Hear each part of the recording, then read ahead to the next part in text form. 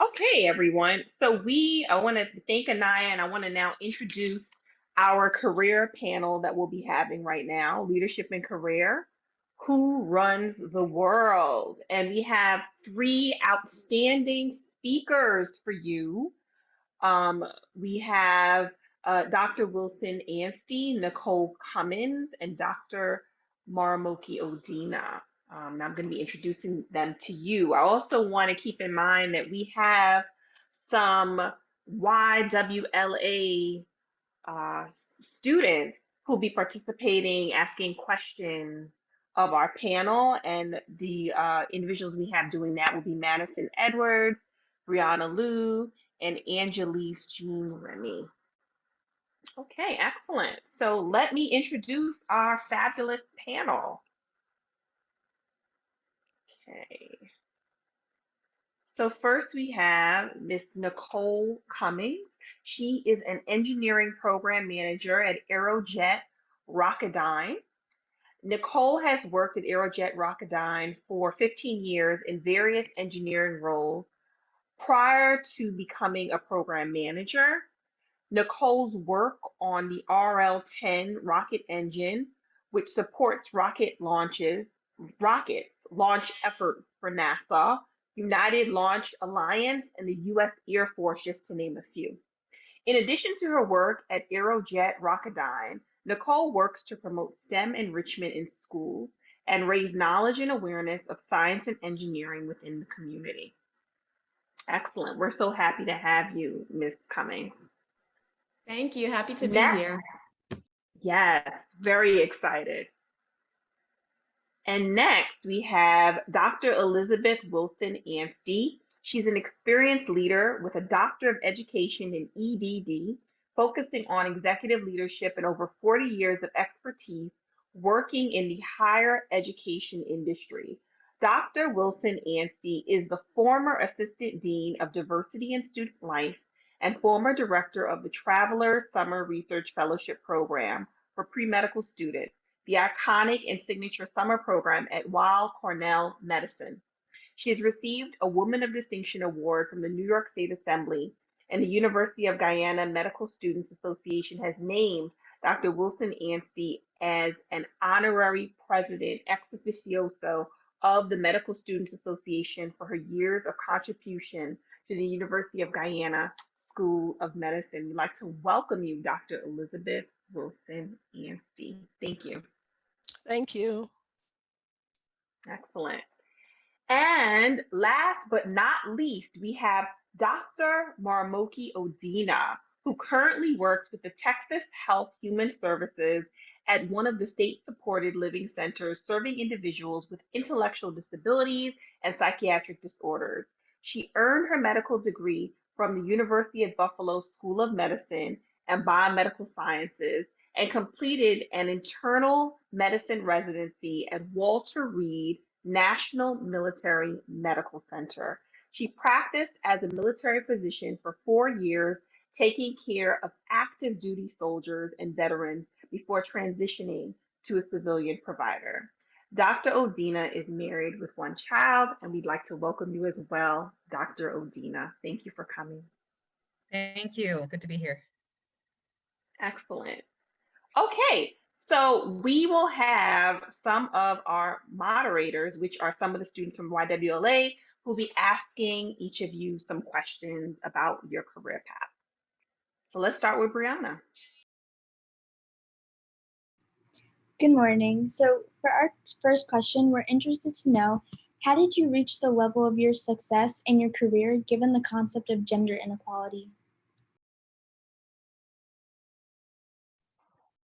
Okay, you want me to go first?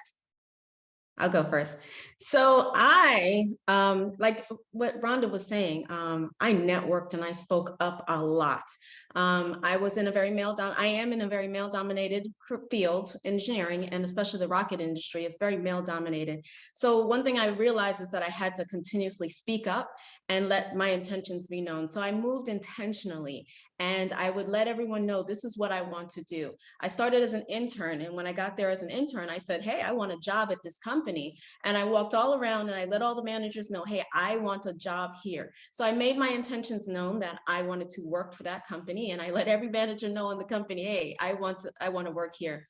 And then when I did get hired into the company, every time I saw a position that I was interested in, I would go and I would sit with the person that was in that position. That's part of the networking Rhonda was telling you about. And I would talk to them and say, hey, tell me about your job. Tell me what you do. And a lot of times, because I did that, when they would exit the position or they were leaving, they always used to recommend me because I sat and I talked to them and I was part of the networking. So I was very intentional and I spoke up a lot and I networked a lot. So that's how I moved up pretty quickly in my career.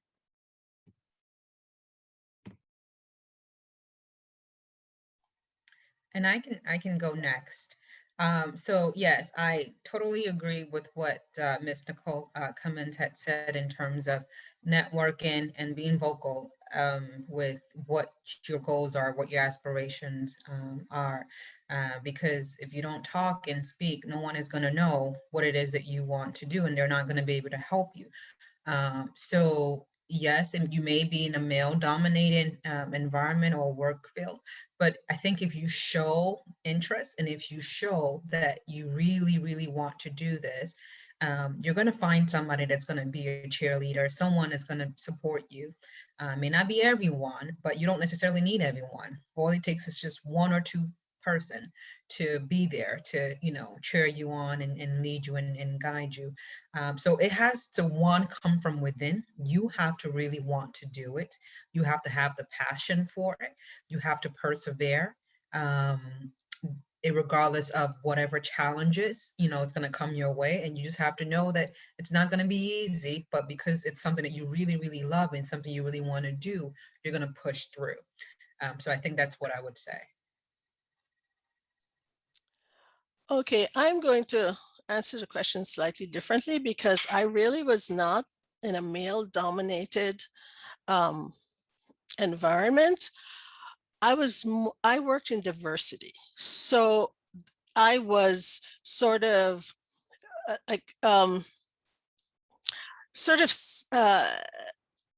set aside when you're working in diversity. And I think Nicole and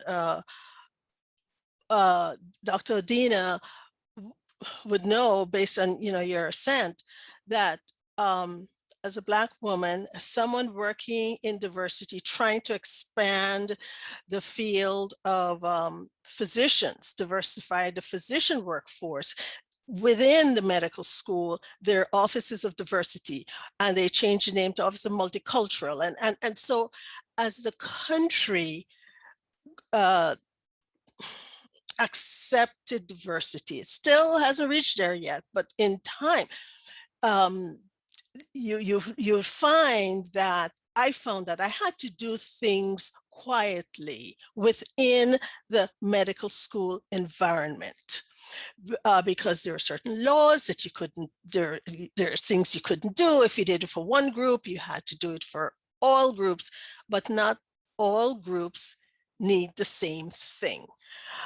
So I, working in diversity, minority affairs, there were things that we had to do to help to promote Black and Brown medical students.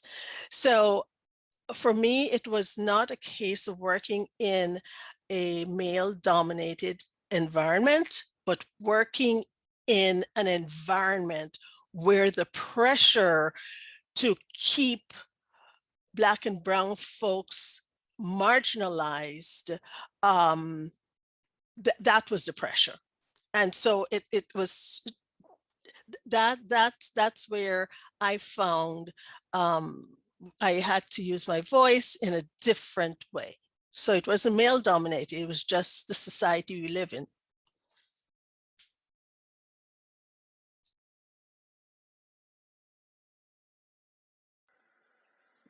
Thank you so much. We really appreciate that. And we really appreciate you also moving into the sense of how the challenges could be different, even if you're not in a necessarily a male-dominated field. So we appreciate all of your experiences. Brianna, you're going to come back with your next question? Thank you for your answers. It was very informational. Our next question for you are, what are some things you've sacrificed to meet your current position of success?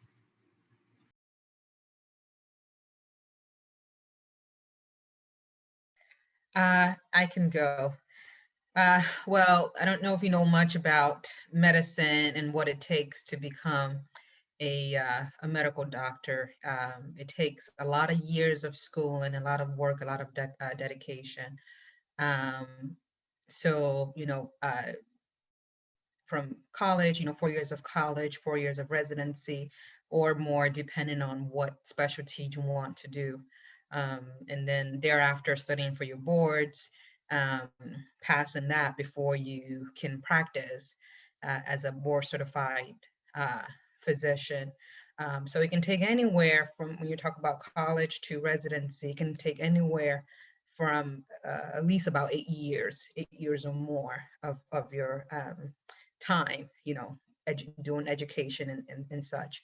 So with that, you have to be focused, because medicine is not an easy subject to learn. There's a lot of things that you have to learn, and things change. So you have to really constantly read, constantly be on top of what's going on, research, new evidence, and new things that are out there. You have to be on top of it. And not even only that, just overall, it could have a toll on you in terms of mental toll, emotional toll, and such. But so with that, you have to sacrifice a lot. For me personally, I had to sacrifice time with my friends, time with my family. A lot of the times I had to study to, and make sure that I did well on my exams to be able to pass and move on. And so that meant a lot of the times I couldn't go out to, hang out with my friends as well. I had some other friends that were, going out and doing stuff in college or even in medical school. I had to sit down and be focused and study. So a lot of quality time, I think, was sacrificed with friends and family. Sometimes also what you want to do personally in terms of where you are, in terms of maybe you're getting married or settling down. Sometimes that also could be a challenge if you are in a field like mine, medical field, like I said, where you do a lot of studying and a lot of just personal things that you have to get done. You have to stay focused, right? So that means you may not have time to date. It may mean that, there might not be enough time to, talk to other, people that you may want to, maybe you want to pursue a relationship with. So it doesn't always work that way, but, as you can imagine, that can also be a challenge, right? It may take you longer to find a partner. But at the end of the day, like I said, if you really enjoy what you do, I think that passion would help you get over those things. And just know that there's a time for everything, right? So this is your time to study. This is your time to focus and do well. And then once you're done with that, then you can also move on and do other things in your life. So it's just about prioritizing really what's important to you at that specific time, at that specific season, and getting it done. So I'm going to piggyback on what Dr. Adina said. So I'm going to answer it a little bit differently. I took a little longer in college because I didn't sacrifice the time and the discipline. And I remember my counselor sitting down with me and saying, Nicole, you can get out of here a lot faster, but you need to understand your life. And I will never forget what she said to me. She said, you can sacrifice 4 years of your life and put the discipline in for 4 years for the rest of your life. And think about what the rest of your life could be if you just put in this 4 years of discipline. And it didn't click to me at first. And then later on, I was like, when I was in my 6th year, because it took me some time to get out, I was like, if I were to really just sacrifice that time, I did go to the parties, I did have fun, I did all of that, and that slowed me down. If I were to go back and talk to the younger me in college, I would have said, Nicole, slow down and discipline and put in the time. So I would say the one thing that I should have sacrificed a little bit more was the time, and I should have been a little bit more disciplined. Do I have any regrets? No, I'm very happy where I am now, but I could have speed up my career a little bit more had I put in that discipline. So I would say to anybody, if you have a passion and a goal and you want to be somewhere, put in that discipline. You may have to sacrifice the time. You may have to sacrifice the parties. You may have to sacrifice the friends for a minute. And if they're friends, they'll truly be there. But those are some of the things that I would tell my younger self, to sit down and just take the time and put in that discipline to get it done. Okay, now my life is somewhat different. I came to the United States from Guyana when I was 15 years old, right? So I came into a society which I didn't know. I came to live with aunts who didn't know me, right? So there are challenges along the way.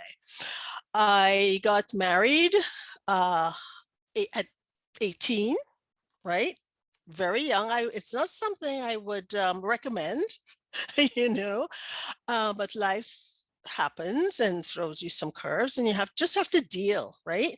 So after high school, I went to secretarial school. There was such a thing, secretarial school. Then I found a job at Weill Cornell in 1976. And I worked from 1976 to 2019 when I retired. So that's 43 years, right? Moving from a secretary to a coordinator of programs to becoming an assistant dean of diversity and student life and a director of this travelers program for pre-medical students. Now, all that, I started college. I don't remember what year it was, but it took me 18 years. So Nicole, 6 years, darling, that's nothing. Why it took me that long? Because I was working full time. And I did part-time college clearly for years and years and years. I knew, you know, I had the academics. I just knew I had a family background that you had to live up to that family name. And that's for another conversation. So I graduated magna cum laude and went on to get my master's and then my doctorate and so on. What did I have to sacrifice? I would say just, you know, being married and having 3 children along the way, going through a divorce and all that. I don't know what I had to sacrifice. I just kept going, right? I just kept going, and everything that happened along the way, I have no regrets. Like Nicole, I have no regrets. I lived a certain life and did what I had to do, right? So if I had to say what I sacrificed, it's just that I just had to do what I had to do. I didn't think about it. So maybe, I don't know, taking that long to finish college. I don't know. But I can't think of what it is I had to sacrifice, because in the end, now I'm retired, it's good. You know, so.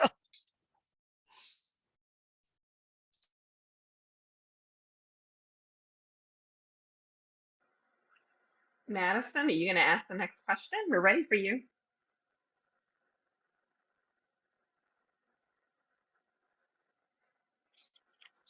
Sorry, but I think it's not me. I think it's actually Angelique. Yeah, I got it. Angelique, sorry about that. If you work in a male dominated profession, what advice would you share with young women who want to enter this type of career?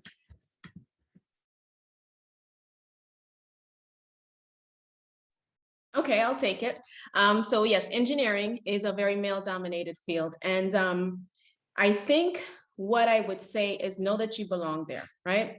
I think for a little bit, I had a problem knowing that I belonged there. I was a little hesitant to speak up. I sat in the background, and it took me a while to say, you know what, I belong at this table. And once I realized I belonged at the table, the confidence kicked in and I was great at what I did. And so I would say to you, sometimes we shy away because people in the room don't look like us and we're afraid to bring attention to ourselves. But you know, I now walk in that room and I own it. So when you walk into the room and you know what you know, and you know your stuff, walk in and own it and have the confidence within yourself. Because once you speak intellectually and you know what you're talking about, they will respect you. And I always say to some of my interns, I said, make sure when you answer the question though, you know what you're talking about. Don't ever wing it. Don't ever guess it. And if you don't know the answer, say, you know what, I'll get back to you. But just make sure when you walk in that room, you own it and you know your stuff and you'll be okay. You'll be fine.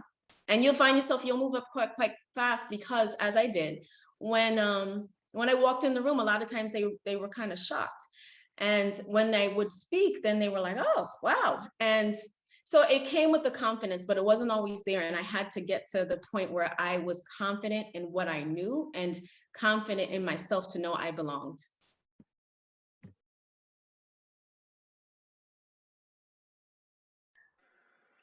I just want to add a quick thing. Once again, I wasn't working in a male-dominated environment, but I was working among physicians. I was working among academicians, faculty, MD, PhD, and there is this feeling that I sense that MDs, pardon, Dr. Adina, they are trained to have this feeling that they have to have the answer. They know they have to have this confidence and they have to exhibit it. So I think that not having a medical license, I felt somehow that I was not seen. It wasn't until I got my doctorate, then people really started to notice me.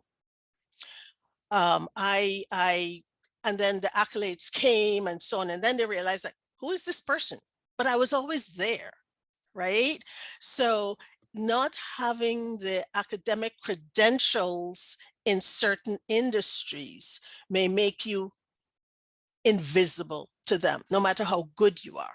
So I would say, just make sure you keep up with your academics, know your environment, and be able to be there, even if they don't see you. At some point they will. You build yourself up.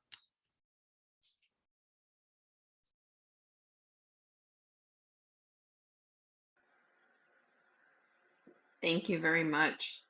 I kind of actually feel like the question you just answered, Dr. Elizabeth Wilson-Anstey, is very similar to the question we had in the chat. And I feel like this is an opportunity to jump into that question just because you kind of kicked us off. And it was, does being a woman of color limit your ability to use your voice in the field?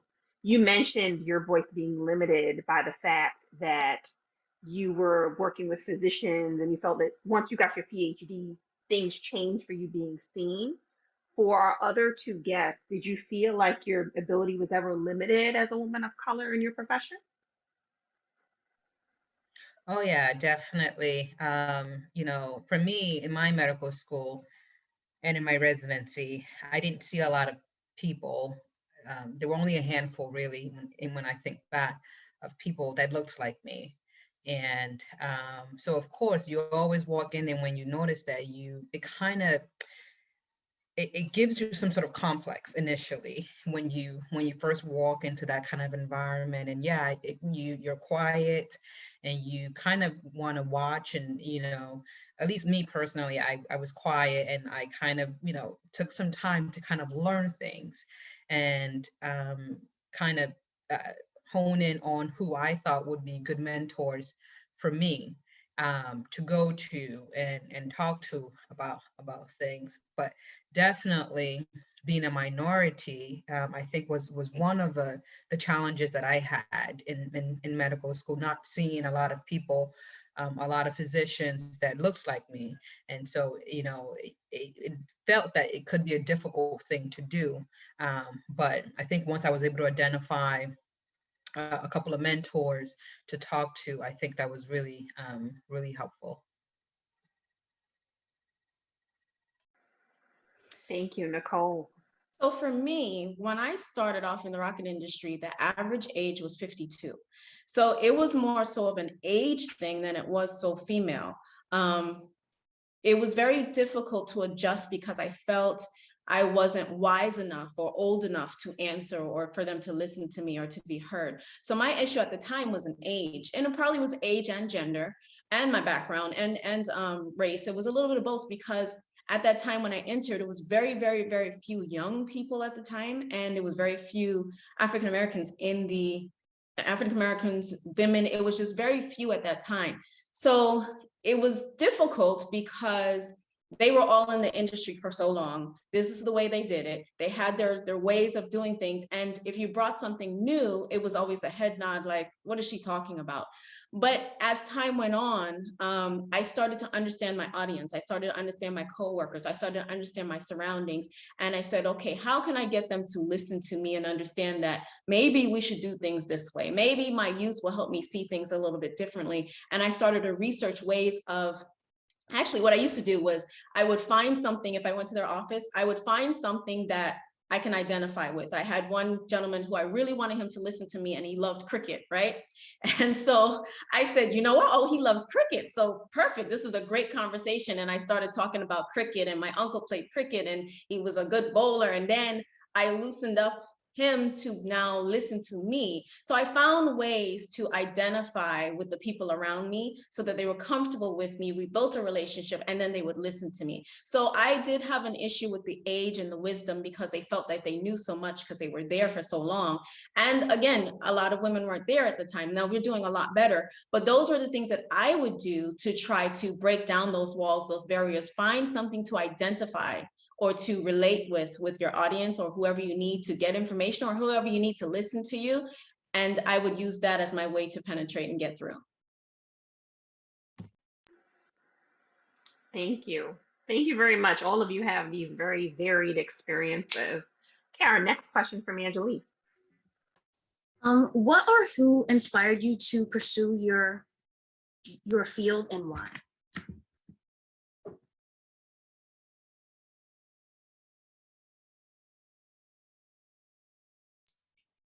I'll take that. As I said, I worked in the Office of first Minority Affairs, and it morphed into Diversity Affairs. And the then Associate Dean of Minority Affairs, I learned a lot from him. He was a taskmaster, but it was a great opportunity for me to understand this environment of minorities in medicine, but also the United States. Keep in mind, I came as an immigrant, so there are things that I just didn't understand. So I saw I'm going to use the word "the fight" because there is a fight. It is subtle, and sometimes it's in your face, but it is there. And so I learned how to be very skillful in staying on task, keeping very good records, because at any point someone could come and say, oh, well, what's the percentage of minorities in medicine? Well, how are we doing? How are the minority students doing academically, so on and so forth. So I would say he was a wonderful mentor. I learned a lot from him, and then the person who came after him, and all the individuals to whom I reported. I learned a lot. And Rhonda Binder sent something. She said a lot of very important things, one of which is sponsorship. And these individuals, they depend, you have to put into work. You have to be passionate. You have to show that you are, you want to help them succeed, right? And if you're working in this organization, so what's the mission, what's the goal, and so on, how to make the organization better, right? So you work within that environment, and you can get individuals who will sponsor you in the sense that they will speak positively about you when you're not in the room, based on your performance, based on how you interact with others. Are you a team player?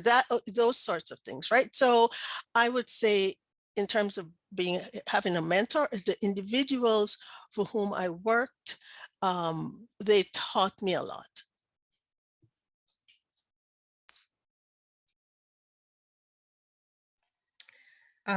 For me, what inspired me to go into medicine, I don't think I necessarily had anything per se, or any one person that inspired me to go to medicine. I'm the first medical physician in my family. No one in my family is a physician, or within that field, or no one in my family really has a doctorate. I'm really the only one. And so, I mean, we have engineers and we have other people, more computer science. I have a lot of brothers, so I'm the only one of a few females. So they're more geared into the male-dominated, things that we talked about, engineering, technology, and that kind of such things. But so I don't think I had anyone really in my family that I can say that I looked up to or inspired me. For me, it was just more of a love for science, really, going through my schooling, through high school and such. I had this love, that I just wanted to know more about, the body. How does the body work? How does the cells and all these other things, that makes us function?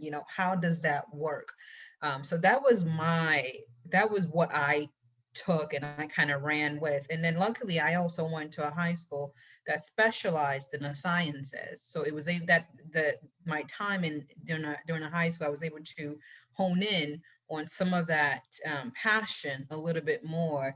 And I think that really solidified my interest in medicine. Now, I didn't know that I wanted to be a doctor. I knew I wanted to do something in medicine. And so initially I was like, okay, well, maybe nursing, maybe physician assistant.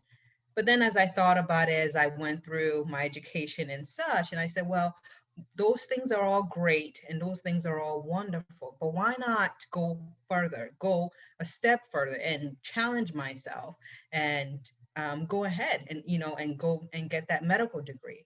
So I think it was more a challenge for myself, just to be like, there's no reason why you cannot be a physician. There's nothing, no reason. And so that's why I ended up being who I am today. So for me, I always tell people that I think my career chose me more than I chose the career. When I was probably about 13, 14, we lived in a very Caribbean rich environment, especially Guyanese rich environment. The neighbors were Guyanese, my uncles, everybody, my aunts, we were all around, and we had a very rich community, and that's what I was used to. My father got a job offer, and it ended up taking us to a place called Wellington, Florida, where the minority percentage was like less than 1%. And in the school, it was about 1%. It was very few of us there. And there was one teacher who took me in. She realized I was very withdrawn and that I wasn't engaging. And she decided to put me in a club called SECME, Southeastern Consortium for Minority Engineering. And I got into the club, and I was just doing it because that was the only club where I saw people look like me. It was probably, it was all minority students. And we were building bridges, building mousetraps, egg drops, things like that. And she was like, Nicole, you really should try to just engage. And I started building, I started competing, and I started winning. And I never had engineering as something that I thought I wanted to do. I thought I wanted to go into medicine. And I started winning in these competitions in a college, Florida Atlantic University. They they came up to me and said, hey, you know, we have a scholarship for this program. You should really consider it. And again, I'm not thinking anything about it. My father got wind of hearing the scholarship program and he's like, you're doing it. So once my father heard scholarship and you have an opportunity, he kept pushing me and pushing me. And, you know, at one point I thought, I was like, he's making me do this. I don't want to do it. But then when I got older and I started to appreciate, and I was like, I'm so glad my father kept behind me and my mother kept behind me, pushing me into this, because I love it today. And I wouldn't have chose any other career. I love rockets. So it was, my parents were a big push, but the inspiration came from that teacher who saw a young child who needed some help, some encouragement, some love from the community, because I really felt I was out of place. And I would say she was the one who sparked the inspiration of getting me into engineering.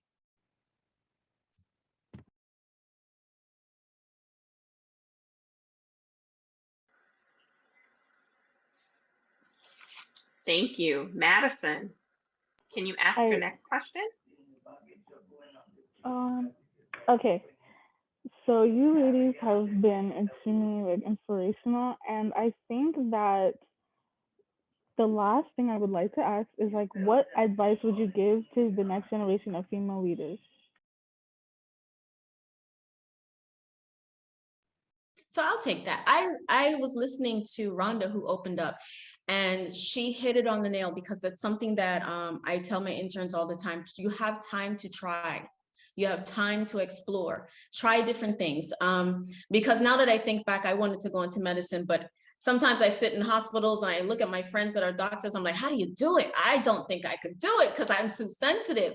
And I think if I had gone and tried, I would have realized early that was something I didn't want to do. So when Rhonda said, try different things, you have time on your hands, I would definitely implore you to try different fields. You never know what you're going to like, and you're never going to know what you don't like. So before you make a decision on where you're going to go, just say, you know what, let me explore, because you know, you have the time of exploration. And I've done many other things outside of engineering. I was a makeup artist for about 20 years, and they don't go hand in hand, but I started doing makeup because I liked it on the side, and it was something I did. I started doing events. I've done a lot of different things just because I tried and I explored. So when Rhonda said you have time of exploration and take advantage of internships and take advantage of just asking questions to people around you, that would be my advice.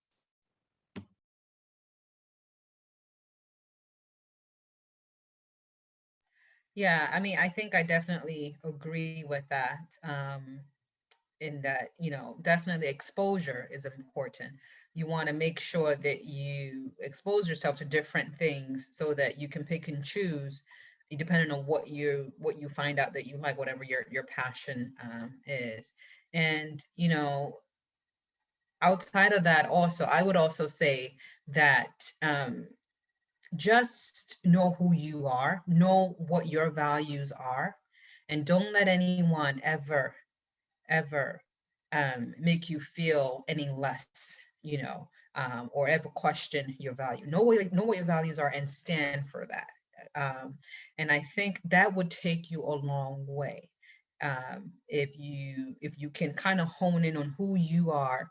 And of course, it takes time, you know, to do that, but don't ever let anyone question your values or anything like that. So just really focus on who you are, stand for that, have a passion, whatever passion it is that you have developed, pursue it, as we already talked about, and just, you know, be open and try different things.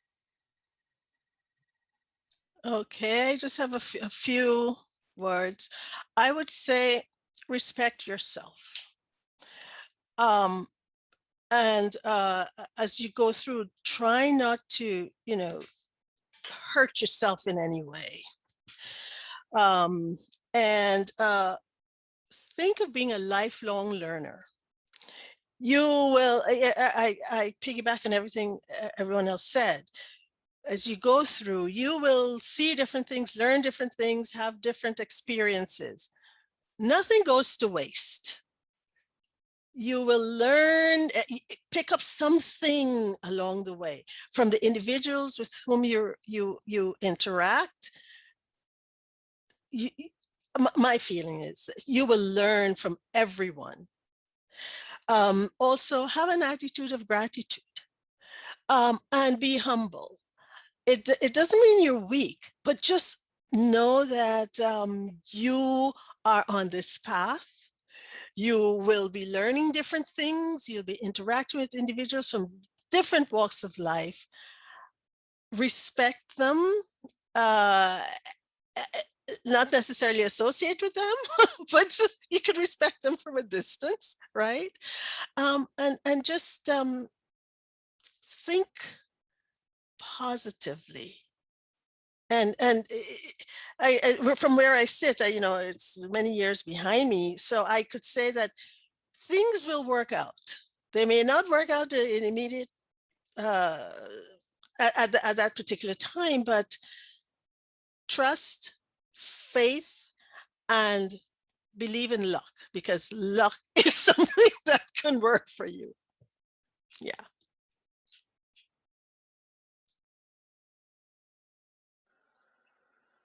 Thank you so much, ladies. Thank you. Thank you very much.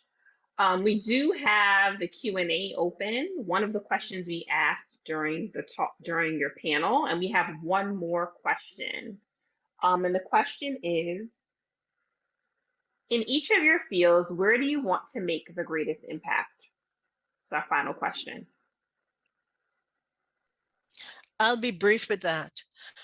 My passion, and I firmly believe that this is why I'm on this earth, is to expand, it may seem weird, but expand and diversify the physician workforce. It is something, that yeah. and it takes a lot of work. It takes a way of thinking, but I believe that is my passion. And if anyone wants to connect with me at any point in time, I advise students, high school students, college students, because and I think Dr. Odina can attest to this, it takes a certain mental readiness and a way to approach your studies and all that for you to be successful. So that's what I'd say. Dr. Odina, I think this is a perfect moment for you to follow up, since you are some of the diversity in the field of medicine. So this is a perfect time for you. Yes, and I was going to piggyback on what Ms. Wilson said in terms of the impact that I would want to leave in my field, and it's just as she said, in terms of increasing the diversity in the field of medicine, because like I said, I didn't see a lot of people that looked like me, so it was challenging. It was very difficult. So I'm always encouraged when I get medical students that come and ask me questions, or someone refers them to me to kind of guide them. I'm always encouraged to do that, and I think that's important because you really do have to be intentional about helping others like you, and to help to increase the diversity of minority in medicine, because like I said, it could be a tough road. It could be a very, very, very difficult road. Especially, it's already difficult, but then you add the minority aspect on top of it. And just like Ms. Wilson said, it does take a kind of mental awareness. I don't know if it's awareness or mental strength. It's a different way of thinking, and trying to work through all the different challenges that will come your way. So essentially what I would say, just like what Ms. Wilson said, would just be to help others, to help other young females, males, minorities that look like me, that want to, go into the field of medicine, and encourage them. And I have to say, I just have to piggyback on all that. I just keep it real brief. When I I had a young lady, she won one of our awards, our engineering awards, and her father brought her to accept the award. And she was from a very small place. And her father said to me, you know, I really don't want her to go into engineering because I don't think it's a field for women. And he said he had never met a woman, a female engineer, until that day. And we sat and we talked, and I talked to her father of all the reasons why she'll be okay and she'll be very successful in the field. And I realized that day that I think what I want to do is open up the world of engineering to areas in which they don't think they're able to do it, or go places with what they never had interaction with someone in the rocket industry before. They give me the title rocket scientist, right? Which I understand. But when I walk into the room and they hear rocket scientists, you sometimes see the eyes open up of some of the children where they've never spoken to someone in the industry before. So I'm inspired to be able to go and let them know it's possible, and even let their parents know they will be okay, especially for the women. So I realized as I started getting more and more into this profession, I had a purpose in this as well. And it was to open up the doors for other young ladies and other students to understand that it's possible to be a rocket scientist and get into the industry and excel in it and really do well in it.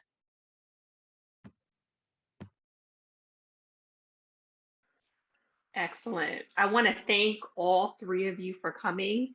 You have provided these young ladies with a wealth of knowledge, of information that, you know what, sometimes you can't learn this stuff only through others' experiences. They're on the other end hoping to get to exactly where you are. So on behalf of Young Women's Leadership Academy Teen Summit, I want to just extend a great thank you to all of you. So thank you very much.